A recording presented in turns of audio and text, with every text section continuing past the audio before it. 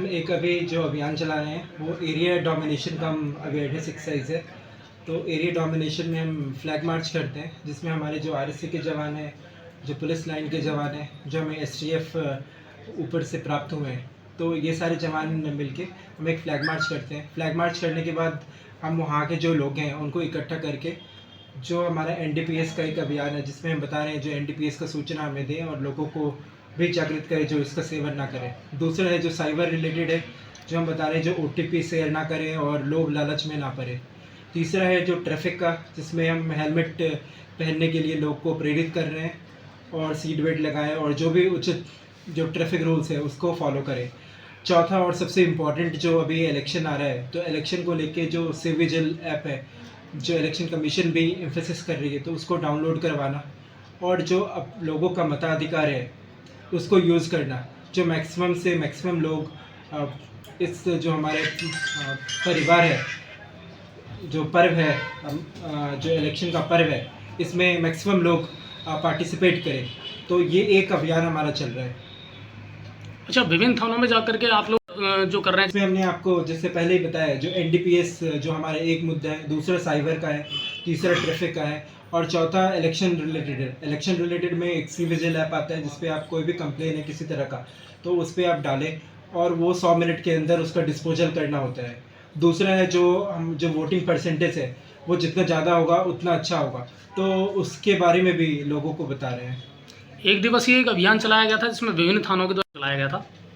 जो एक दिवसीय कार्रवाई था जो 18-19 के बीच में चलाया गया, ये आईजी साहब के द्वारा चलाया गया अभियान है, जिसका जो मुख्य उद्देश्य था, जो इनामी बदमाश हैं, स्टैंडिंग वारंटी है, अरेस्ट वारंटी है, जो इलीगल कामों में लिप्त है, तो इस पर हमें कार्रवाई करने के लिए मिला था। और इसमें जो डिस्ट्रिक्ट गंगापुर सिटी का है, तो इसमें हमने टोटल 210 प्रिवेंटिव एक्शन कार्रवाई किया है। 210 में से हमने 146 को 151 में गिरफ्तार किया है। इसमें हमने 4 एफआईआर आर्म्स एक्ट में दर्ज किए हैं, 15 एफआईआर एक्साइज में हमने दर्ज किया है। तो विभिन्न हेड में हमने काफ़ी अच्छा कार्रवाई किया है। साथ साथ जो अरेस्ट वारंट है उसमें हमने 31 लोगों को गिरफ्तार किया है। तो जो डिफरेंट हेड्स हैं जिसमें हमें कार्रवाई करना था, तो उसमें हमने कार्रवाई किया है। सर, ये अभियान जारी रहेगा?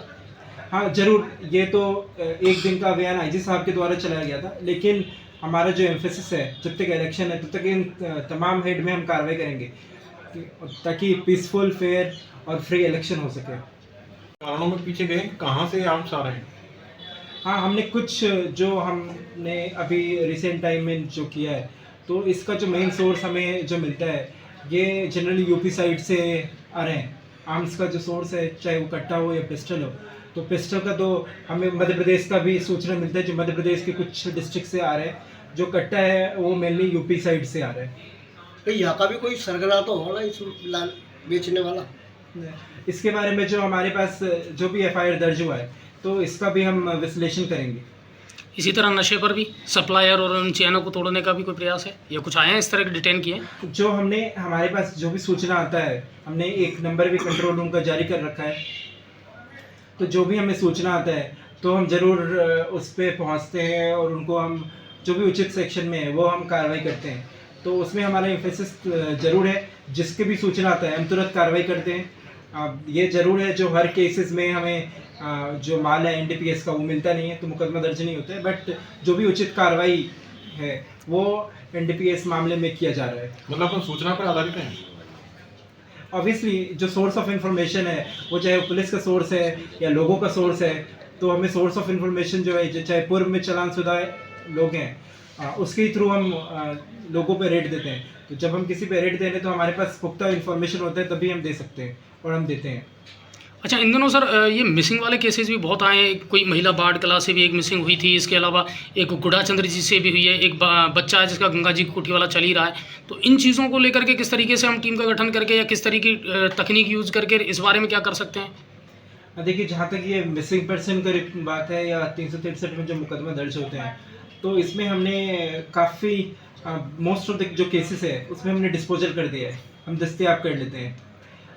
लेकिन ज़रूर है जो कुछ केसेस अभी हमारे पेंडिंग है, जो आपने बोला है, इसमें हम प्रयास कर रहे हैं एज सच जो मिसिंग पर्सन है उसका SOP आता है, उसको हम फॉलो करते हैं, तो वो कार्रवाई किया जा रहा है।